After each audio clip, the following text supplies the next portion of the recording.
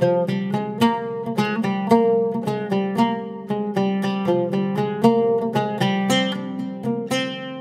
இன்னைக்கு school going கிட்ஸ்க்காக 5 விதமான lunch box recipes எப்படி செய்கிறதுன்னு தான் பார்க்க போகிறோம். டெய்லி என்ன லஞ்ச் கொடுத்து விடுறதுன்னு யோசிக்கிறதே ஒரு பெரிய வேலையாக இருக்கும். ஆனால் இந்த 5 விதமான லஞ்ச் பாக்ஸ் ரெசிபிஸ் உங்களுக்கு ரொம்பவே யூஸ்ஃபுல்லாக இருக்கும். டெய்லி ஒவ்வொரு விதமான லஞ்ச் பாக்ஸ் நீங்கள் செஞ்சு கொடுத்து விடலாம். சில்ட்ரன்ஸ் வந்து சாப்பிட்டுட்டும் வருவாங்க, கொஞ்சம் கூட மிச்சம் வைக்காமல். ஹாய் ஃப்ரெண்ட்ஸ், என் பேர் Abhi. Welcome to Indian recipes Tamil. வீடியோக்குள்ளே போகிறதுக்கு முன்னாடி நம்ம சேனல் இந்தியன் ரெசிபிஸ் தமிழை சப்ஸ்கிரைப் பண்ணிக்கோங்க. கூட இருக்க பெல் சிம்பலையும் கிளிக் பண்ணிக்கோங்க.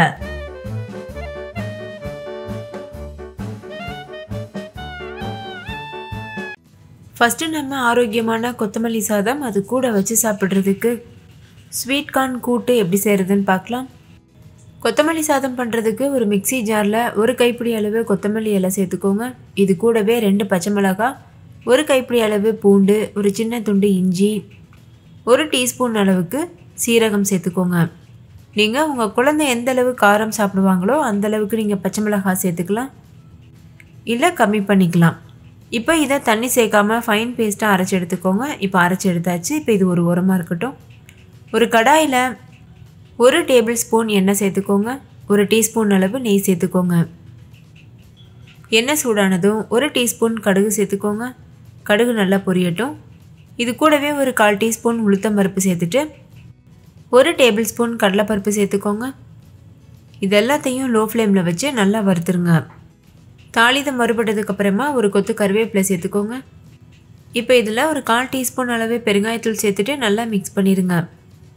அடுத்து இதில் 1 கப் அளவு பெரிய வெங்காயத்தை பொடியாக கட் பண்ணி சேர்த்துட்டு கூடவே தேவையான அளவு உப்பு சேர்த்து நல்லா மிக்ஸ் பண்ணிக்கோங்க. வெங்காயம் முழுமையாக வறுபடணும்னு இல்லை, ஓரளவு வதங்கினா போதும். வெங்காயம் ஓரளவு வதங்கினதுக்கப்புறமா நம்ம ஏற்கனவே அரைச்சி வச்சுருக்கோம்ல கொத்தமல்லி விழுது, அதை சேர்த்துருங்க. சேர்த்துட்டு ஸ்டவ்வை லோ ஃப்ளேமில் வச்சுட்டு ஒரு 2 நிமிஷத்துக்கு இதை வேக வச்சுக்கோங்க. இப்போ பாருங்கள், இதிலிருந்து எக்ஸஸான தண்ணியெலாம் நல்லா வற்றிடுச்சு. இந்த ஸ்டேஜில் நம்ம ஏற்கனவே வேக வச்சு வடித்து வச்சுருக்க சாதத்தை இது கூட சேர்த்துடணும். நான் வந்து 3 கப் அளவு சாதம் சேர்த்துருக்கேன். 3 கப் அளவு வடித்த சாதத்துக்கு நான் இப்போ சொன்ன அளவுகள் எல்லாமே கரெக்டாக இருக்கும். வடித்த சாதம் சேர்த்துட்டு ஸ்டவ்வை லோ ஃப்ளேமில் வச்சுட்டு இது நல்லா மிக்ஸ் பண்ணிடுங்க. நம்ம சேர்த்துருக்க எல்லா மசாலாவும் இந்த ரைஸில் நல்லா மிக்ஸ் ஆனதுக்கப்புறமா நீங்கள் ஸ்டவ் ஆஃப் பண்ணிவிட்டு இதை சர்வ் பண்ணிடலாம். இதில் கடைசியாக நெய்யில் வறுத்த முந்திரி பருப்பு, நெய்யில் வறுத்த நிலக்கடலைலாம் சேர்த்து நம்ம லஞ்ச் பாக்ஸில் கொடுக்கும்போது ரொம்ப ஹெல்த்தியாக இருக்கும். ஒருவேளை உங்களுக்கு முந்திரி நிலக்கடலை தேவையில்லைன்னா நீங்கள் அப்படியே கூட சர்வ் பண்ணலாம்.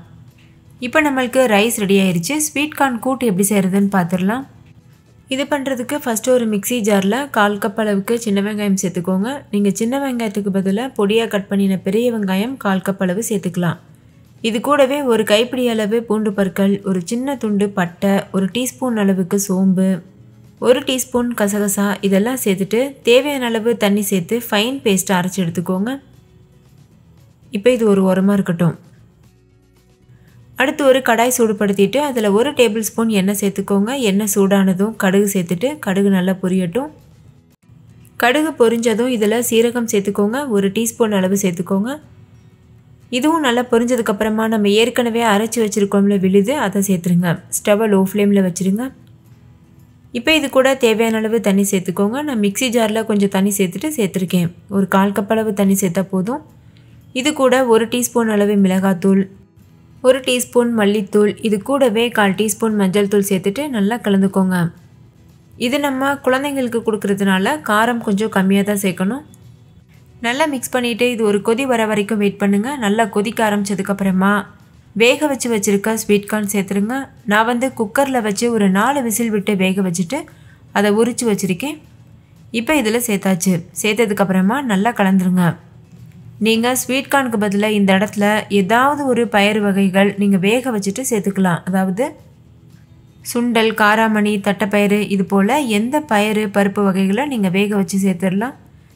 இப்போ இதில் தேவையான அளவு உப்பு சேர்த்து நல்லா கலந்துக்கோங்க. கலந்ததுக்கப்புறமா மூடி போட்டு மூடிட்டு இதோட பச்சை வாசனை போகிறது வரைக்கும் வேக வச்சுக்கோங்க. நம்ம கார்ன் ஏற்கனவே வேக வச்சுட்டோம். அந்த கிரேவியோட பச்சை வாசனை மட்டும் போனால் போதும். ஒரு 5லேருந்து 8 நிமிஷத்துக்கு வேக வச்சா போதும். இப்போ வந்து ஸ்வீட் கார்ன் கூட்டு சூப்பராக தயாராகிருச்சு.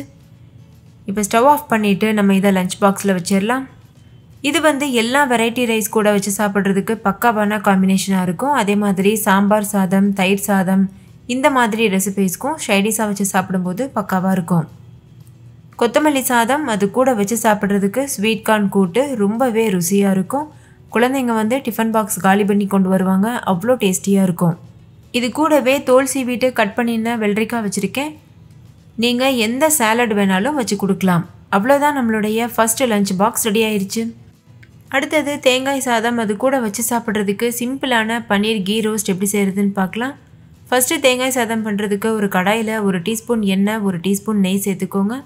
இது சூடானதுக்கப்புறமா 1 டீஸ்பூன் அளவு கடுகு சேர்த்துட்டு கடுகு நல்லா புரிஞ்சதுக்கப்புறமா கடலைப்பருப்பு 1 டீஸ்பூன் அளவு சேர்த்துக்கோங்க. ஸ்டவ்வை வந்து லோ ஃப்ளேம்லேயே வச்சுக்கோங்க. இது கூடவே 1 டீஸ்பூன் அளவு உளுத்தம் பருப்பும் சேர்த்துட்டு இது நல்லா பொரிய வச்சுக்கோங்க. தாளிதம் பொரிஞ்சதும் 1 கைப்பிடி அளவு நிலக்கடலை பருப்பு சேர்த்துட்டு 4-5 முந்திரி பருப்பும் சேர்த்துக்கோங்க. சேர்த்துட்டு ஸ்டவ்வை லோ ஃப்ளேமில் வச்சு பொன்னிறம் வர வரைக்கும் வறுத்துக்கோங்க. இப்போ இதில் ஒரு 1/4 டீஸ்பூன் அளவுக்கு பெருங்காயத்தூள் சேர்த்துக்கோங்க. பெருங்காயத்தூள் சேர்த்துட்டு நல்லா மிக்ஸ் பண்ணிடுங்க. இப்போ இதில் 1 வரமிளகாய் 2 பச்சை மிளகாய் 1 கொத்து கருவேப்பிலை சேர்த்துக்கோங்க. பச்சை மிளகாயை நான் பெரிய பெரிய பீசஸாக கட் பண்ணிவிட்டு சேர்த்துருக்கேன். அப்போ வந்து குழந்தைங்க சாப்பிடும்போது ஈஸியாக எடுத்து வச்சிட முடியும். இப்போ இது கூடவே 1 கப் அளவுக்கு தேங்காய் துருவல் சேர்த்துக்கோங்க. தேங்காய் சாதம் ஒயிட் கலரில் வர்றதுக்கு தேங்காயில் இருக்கக்கூடிய ப்ரௌன் பார்ட்டை ரிமூவ் பண்ணிவிட்டு அதுக்கப்புறமா துருவிட்டு சேர்த்துக்கோங்க. அப்போ வந்து தேங்காய் சாதம் நல்லா வெள்ளை கலரில் இருக்கும். ஸ்டவ்வை லோ ஃப்ளேமில் வச்சுட்டு தேங்காயை நல்லா வறுத்துக்கோங்க. அப்போ தான் மதியம் வரைக்கும் சாதம் வந்து கெட்டு போகாமல் இருக்கும். இந்த ஸ்டேஜில் இது கூட தேவையான அளவு உப்பு சேர்த்துக்கோங்க. கடைசியாக உப்பு பத்தலைன்னா நீங்கள் சாதம் சேர்த்ததுக்கப்புறமாவும் உப்பு சேர்த்து மிக்ஸ் பண்ணிக்கலாம். தேங்காயோட பச்சை வாசனை போனதுக்கப்புறமா வடித்து வச்சுருக்க சாதம் சேர்த்துக்கோங்க. நான் 3 கப் அளவு சாதம் சேர்த்துருக்கேன். சேர்த்துட்டு இது நல்லா மிக்ஸ் பண்ணிடுங்க. ஸ்டவ் லோ ஃப்ளேம்லேயே இருக்கட்டும். நல்லா மிக்ஸ் ஆனதுக்கப்புறமா ஸ்டவ் ஆஃப் பண்ணிவிட்டு நம்ம இதை லஞ்ச் பாக்ஸில் வச்சிடலாம். இப்போ நம்மளோட தேங்காய் சாதம் ரெடி ஆயிடுச்சு. இது கூட வச்சு சாப்பிட்றதுக்கு சிம்பிளான பன்னீர் கீ ரோஸ்ட் எப்படி செய்கிறதுன்னு பார்க்கலாம். இது பண்ணுறதுக்கு ஒரு மிக்சிங் பவுலில் 200 கிராம் அளவு பன்னீர் கட் பண்ணிவிட்டு சேர்த்துக்கோங்க. இது கூடவே 1 டேபிள் ஸ்பூன் அளவு இஞ்சி பூண்டு பேஸ்ட்டு சேர்த்துக்கோங்க. 1/4 டீஸ்பூன் அளவுக்கு உப்பு சேர்த்துக்கோங்க. இது கூடவே 1/4 டீஸ்பூன் அளவு மஞ்சள் தூள் சேர்த்துக்கோங்க. 1 டீஸ்பூன் அளவு மிளகாய்த்தூள், நான் வந்து காஷ்மீரி மிளகாய்த்தூள் சேர்த்துருக்கேன், இது காரம் கம்மியாக இருக்கும். 1 டீஸ்பூன் மல்லித்தூள், 1 டீஸ்பூன் கரம் மசாலா, அரை எலுமிச்சம்பழமும் பிழிஞ்சிக்கோங்க. எல்லாம் சேர்த்ததுக்கப்புறமா நல்லா மிக்ஸ் பண்ணிக்கோங்க. நீங்கள் எலுமிச்சம்பழ சாறுக்கு பதிலாக 1 டேபிள் ஸ்பூன் தயிர் கூட சேர்க்கலாம். இந்த மசாலாலாம் இந்த பன்னீரில் நல்லா கோட் ஆகணும், அது போல் மிக்ஸ் பண்ணிக்கோங்க. இப்போ பாருங்கள், இதை நல்லா மிக்ஸ் பண்ணியாச்சு. இப்போ ஒரு டவா சூடுபடுத்திக்கோங்க. இதில் நெய் சேர்த்துக்கோங்க. நான் 1 டேபிள் ஸ்பூன் நெய் சேர்த்துருக்கேன். நெய் நல்லா உருகுனதுக்கப்புறமா நம்ம மசாலா தடவி வச்சுருக்க பன்னீர் பீசஸை இதில் சேர்த்துருங்க. சேர்த்துட்டு லோ ஃப்ளேமில் வச்சு 2 பக்கம் திருப்பி விட்டு ஒரு 3 நிமிஷத்துக்கு வேக வச்சுக்கோங்க. போதும். பன்னீரை ரொம்ப நேரம் குக் பண்ணோன்னா அது ரப்பர் மாதிரி ஆயிரும். அதனால் ஒரு 3 நிமிஷம் மட்டும் வேக வச்சுக்கோங்க.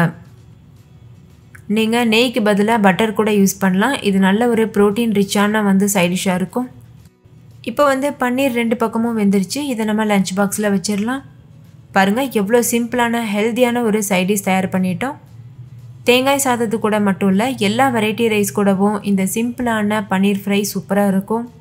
இப்போ நம்மளோட லஞ்ச் காம்போ சூப்பராக தயாராகிருச்சு. ஸ்நாக்ஸுக்காக நான் ஹோம்மேட் பனானா சிப்ஸ் வச்சுருக்கேன். இந்த ரெசிபி நம்ம சேனலில் ஏற்கனவே அப்லோட் பண்ணியிருக்கேன். இதோட லிங்க் வந்து டிஸ்கிரிப்ஷனில் இருக்குது, வேணும்னா செக் பண்ணி பாருங்கள். நம்ம வீட்டிலையே ஸ்நாக்ஸ் பண்ணி வைக்கும்போது ரொம்ப ஆரோக்கியமாக இருக்கும். அடுத்து நம்ம கொண்டக்கடலை சாதம் வெங்காயம் ராய்த்தா பண்ண போகிறோம். இது ரொம்ப சிம்பிளாகவும் இருக்கும், ரொம்ப டேஸ்டியாகவும் இருக்கும்.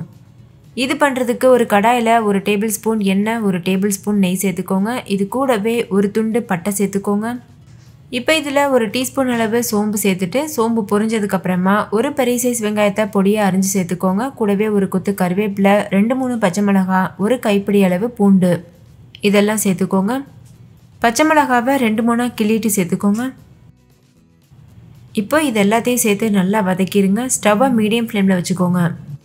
இதில் கொஞ்சமாக உப்பு சேர்த்துட்டு வதக்கிக்கோங்க. உப்பு சேர்த்து வதக்கும் போது வெங்காயம் சீக்கிரமாகவே வதங்கிடும். வெங்காயம் ஓரளவு வதங்கினதுக்கப்புறமா இது கூடவே பொடியாக கட் பண்ணின புதினா கொத்தமல்லி சேர்த்துக்கோங்க. சேர்த்துட்டு இதையும் நல்லா மிக்ஸ் பண்ணிடுங்க. இதோட ஃப்ளேவர் வந்து இந்த சாதத்தில் ரொம்ப சூப்பராக இருக்கும். இப்போ இது கூடவே ஒரு மீடியம் சைஸ் தக்காளியை பொடியாக அரிஞ்சிட்டு சேர்த்துக்கோங்க. தக்காளி முழுமையாக வதங்குற வரைக்கும் வதக்கிக்கோங்க. தக்காளி நல்லா வதங்கினதுக்கப்புறமா இது கூட 2 டீஸ்பூன் மிளகாத்தூள் சேர்த்துக்கோங்க. நான் காஷ்மீரி மிளகாத்தூள் சேர்த்துருக்கேன். இது காரம் கம்மியாக இருக்கும், கலர் நல்லா இருக்கும். அதுக்காக நீங்கள் நார்மலான மிளகாத்தூள் சேர்க்குறீங்கன்னா 1 டீஸ்பூன் மிளகாத்தூள் சேர்த்தாலே போதும், காரம் வந்து கரெக்டாக இருக்கும். இது கூடவே 1 டீஸ்பூன் மல்லித்தூளும் சேர்த்துருங்க. இது வந்து தனி மல்லித்தூள் தான். இப்போ இதில் 1 டீஸ்பூன் அளவு பிரியாணி மசாலா சேர்த்துக்கோங்க. பிரியாணி மசாலா சேர்க்கும்போது இதோட சுவை ரொம்ப அருமையாக இருக்கும். நான் இந்த ரெசிப்பியில் இஞ்சி பூண்டு பேஸ்ட் எதுவும் சேர்க்கல. உங்களுக்கு விருப்பம் இருந்ததுன்னா நீங்கள் சேர்த்துக்கலாம். இது போல் சிம்பிளாக பண்ணாலும் கூட இது ரொம்பவே ருசியாக தான் இருக்கும். இப்போ இந்த மசாலாலாம் நல்லா மிக்ஸ் பண்ணிடுங்க. ஸ்டவ்வை லோ ஃப்ளேமில் வச்சுட்டு மசாலாவோட பச்சை வாசனை போகிறது வரைக்கும் நல்லா மிக்ஸ் பண்ணிடுங்க. இந்த மசாலா லேசாக அடிப்பிடிக்கிற மாதிரி இருந்ததுன்னா கொஞ்சமாக நீங்கள் தண்ணி சேர்த்துக்கலாம். இப்போ இதில் வேக வச்ச கொண்டக்கடலை சேர்த்துக்கோங்க. நான் வந்து குக்கரில் வச்சு ஒரு 5-6 விசில் வச்சு இதை வேக வச்சுருக்கேன். அதாவது கொண்டக்கடலையை தண்ணியில் வாஷ் பண்ணிவிட்டு ஓவர் நைட் அப்படியே ஊற வச்சிடணும். அதுக்கப்புறமா காலையில் இதை வேக வச்சுக்கோங்க. அப்போ தான் இது நல்லா வெந்து வரும். ஒரு 4-5 விசில் வச்சு வேக வச்சுக்கோங்க. அப்போ தான் இது நல்லா மசிஞ்சு வெந்து வரும். இதை சேர்த்ததுக்கப்புறமாவும் ஸ்டவ்வை லோ ஃப்ளேம்லேயே வச்சுட்டு நல்லா மிக்ஸ் பண்ணிடுங்க. இப்போ இதில் ஒரு 1/4 கப் அளவு தண்ணி சேர்த்து நல்லா கலந்துக்கோங்க. அப்போ நல்ல ஒரு கிரேவி கன்சிஸ்டன்சிக்கு வரும்.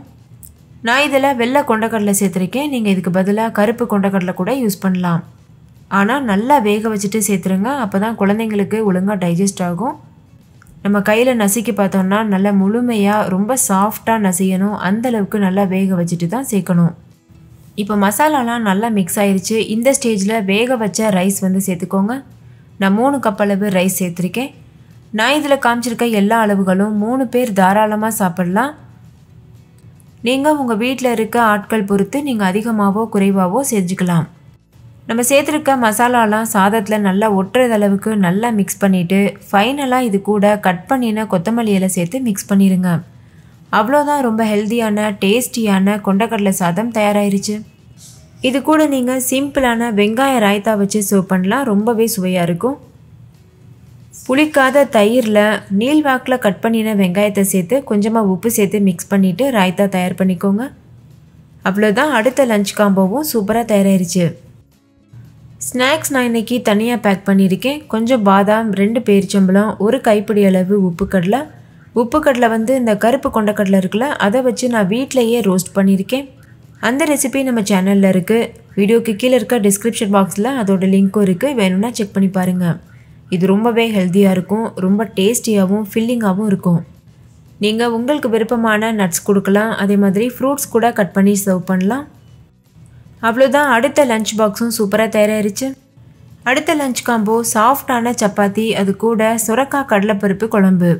ஃபஸ்ட்டு நம்ம சுரக்காய் குழம்பு பண்ணிடலாம். அதுக்கு ஒரு குக்கரில் 1 டேபிள் ஸ்பூன் எண்ணெய், 1/2 டேபிள் ஸ்பூன் அளவு நெய் சேர்த்துட்டு இது சூடானதுக்கப்புறமா 1 பிரியாணி இலை, 2 ஏலக்காய், 1 சின்ன துண்டு பட்டை சேர்த்துக்கோங்க.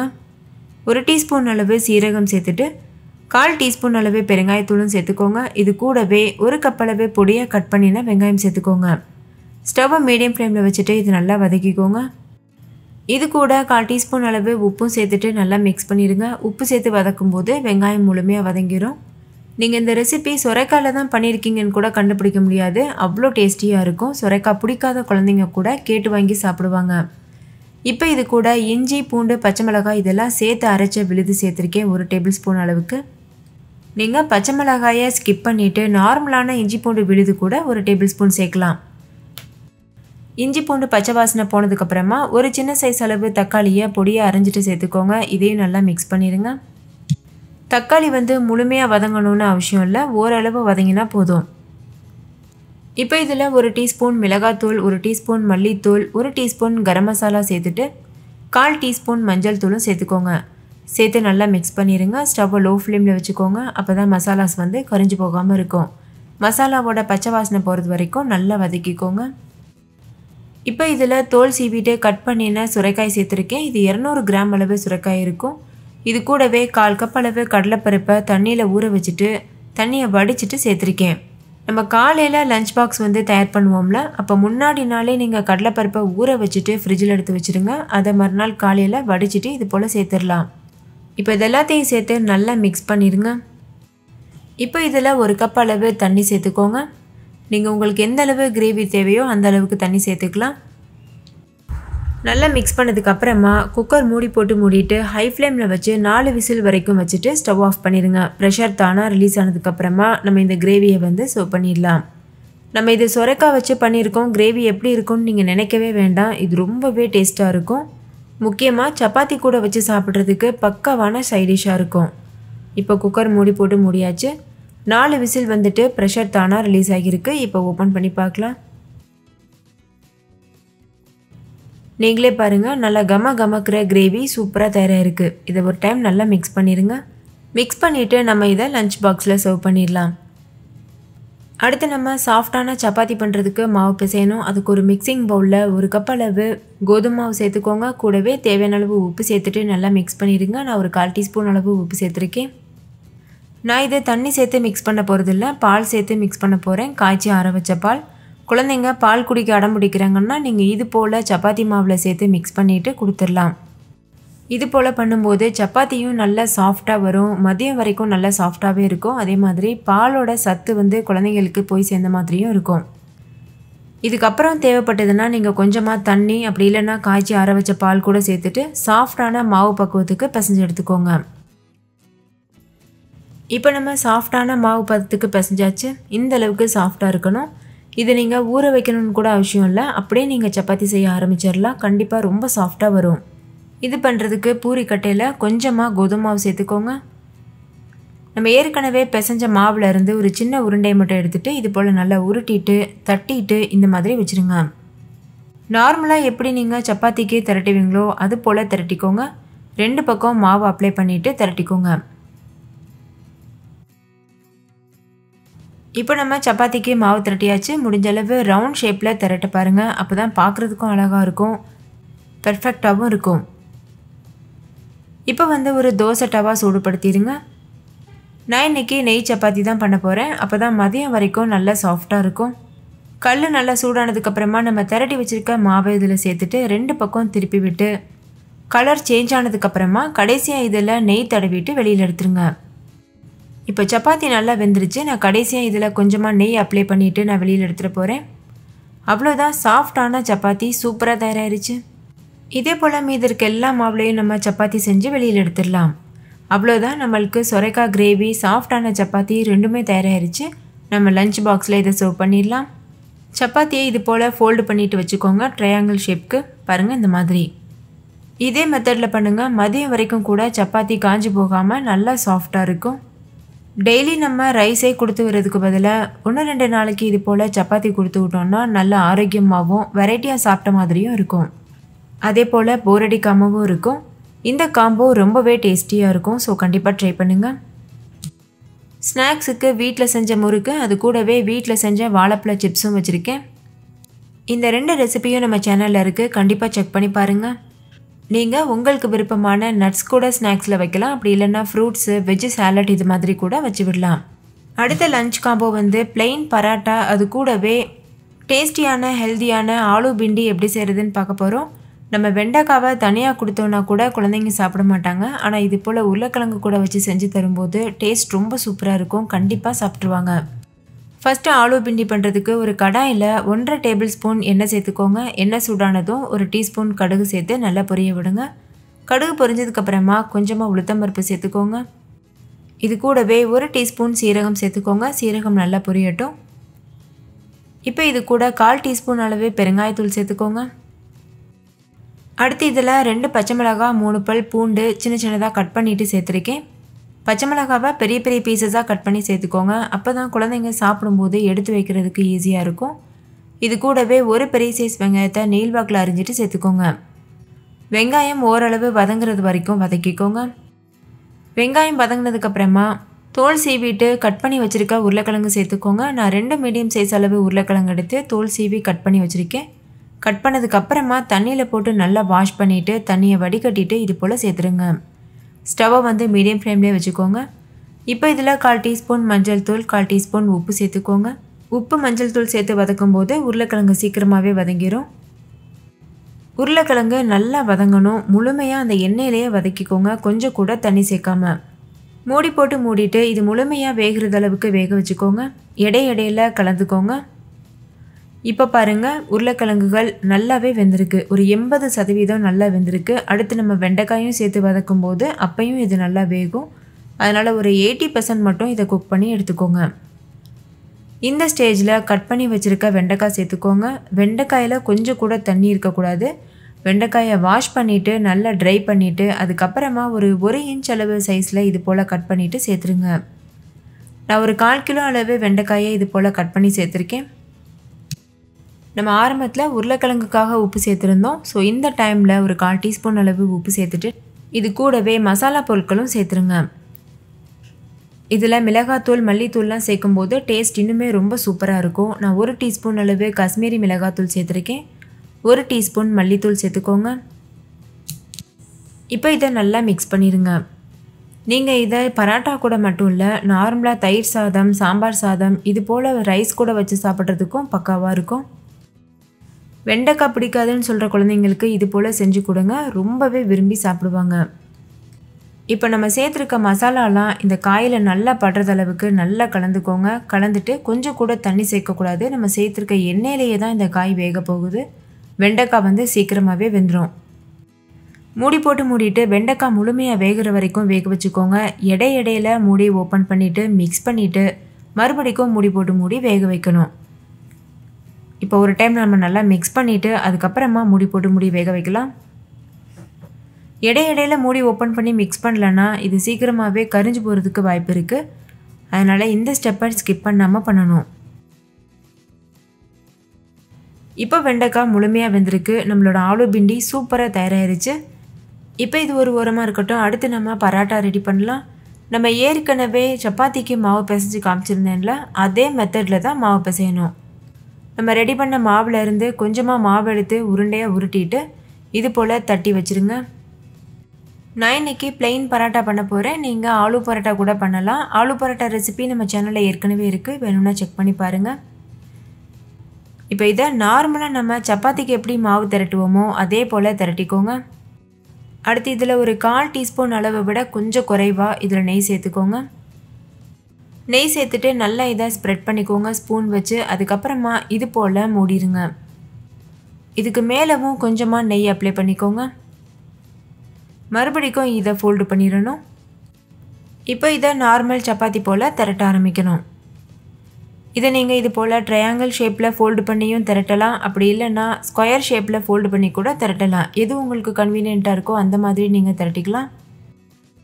நார்மல் சப்பாத்தியை விட இது போல் நம்ம நெய் பரோட்டா செஞ்சு தந்தோம்னா குழந்தைங்க விருப்பப்பட்டு சாப்பிடுவாங்க. ஏன்னா இது ரொம்ப டேஸ்டியாக இருக்கும். அதே மாதிரி குழந்தைங்களுக்கு ரொம்ப ஹெல்த்தியாகவும் இருக்கும். இதே போல் எடுத்து விட்டு நல்லா திரட்டிக்கோங்க. ஓரங்களில் ரொம்ப திக்னஸ் இருக்கக்கூடாது. எல்லா பக்கமும் ஒரே அளவில் சரிசமமாக இருக்கணும். இப்போ பாருங்கள் பரோட்டா நம்ம தேய்ச்சாச்சு. இப்போ தோசைக்கல் சூடுபடுத்திட்டு நம்ம தேய்ச்சி வச்சுருக்க பரோட்டாவை இது போல் இதில் வச்சுருங்க. நார்மல் சப்பாத்தி போல் தான் 2 பக்கம் திருப்பி விட்டு நல்லா வெந்ததுக்கப்புறமா வெளியில் எடுத்துருங்க. கடைசியாக இதில் நெய் அப்ளை பண்ணிக்கோங்க. இந்த பரோட்டாவில் பாருங்கள் இந்த லேயர்லாம் எப்படி விட்டு வந்திருக்குன்னு. இது ரொம்பவே சாஃப்டாக இருக்கும், ரொம்ப டேஸ்டியாகவும் இருக்கும். அவ்வளோதான், பரோட்டா சூப்பராக தயாரிச்சு 2 பக்கம் திருப்பி வச்சு நல்லா இதை வேக வச்சாச்சு. அந்த லேயர் விட்டு வரும்போதே நீங்கள் தெரிஞ்சுக்கலாம் பரோட்டா நல்லா வெந்துருச்சுன்னு சொல்லி. ஸ்டவ்வை மீடியம் ஃப்ளேமில் ஹை ஃப்ளேமில் மாற்றி வச்சு வேக வச்சுக்கோங்க. நார்மல் நம்ம சப்பாத்தி பண்ணுறது போல தான். இதே போல் மீதி இருக்க எல்லா மாவுலையும் நம்ம பரோட்டா ரெடி பண்ணிடலாம். இதை நீங்கள் சப்பாத்தி போல் 2-3 சப்பாத்தி கொடுக்கணும்னு அவசியம் இல்லை. 2 பரோட்டா கொடுத்தா போதும், நல்ல ஃபில்லிங்காக இருக்கும். அவ்வளோதான், நம்மளோட லஞ்ச் பாக்ஸ் காம்போ சூப்பராக தயாராகிருச்சு. பரோட்டா அது கூட வச்சு சாப்பிட்றதுக்கு ஆலு பிண்டி பக்காவான காம்பினேஷனாக இருக்கும். இதை நீங்கள் டிஃபன் பாக்ஸில் வைக்கும்போது இது போல் ஃபோல்டு பண்ணிவிட்டு வச்சுக்கோங்க. இது கூட ஸ்நாக்ஸுக்கு சாலட் அதுக்கப்புறமா ஃப்ரூட்ஸ் இதெல்லாம் வச்சு கொடுக்கலாம். அப்படி இல்லைன்னா நட்ஸு கூட வச்சு கொடுக்கலாம். அவ்வளோதான் ஃப்ரெண்ட்ஸ், நம்மளுடைய 5 விதமான லஞ்ச் பாக்ஸ் ரெசிபீஸ் சூப்பராக தயாராகிருச்சு. நீங்களும் வீட்டில் ட்ரை பண்ணி பாருங்கள். டெய்லி விதவிதமாக போர் அடிக்காமல் சாப்பிட்ட மாதிரி இருக்கும். அதே மாதிரி காலை நேரத்தில் அவசரம் இல்லாமல் சட்டுன்னு நம்ம ரெடி பண்ணக்கூடியதாகவும் இருக்கும். இந்த லஞ்ச் பாக்ஸ் ரெசிபிஸ் உங்கள் எல்லாருக்கும் ரொம்ப பிடிச்சிருந்தா லைக் பண்ணுங்கள். உங்கள் ஃப்ரெண்ட்ஸ் கூடயும் ஷேர் பண்ணுங்கள். நீங்களும் வீட்டில் செஞ்சு பார்த்துட்டு கமெண்ட்டில் சொல்லுங்கள். தேங்க்யூ, பாய்.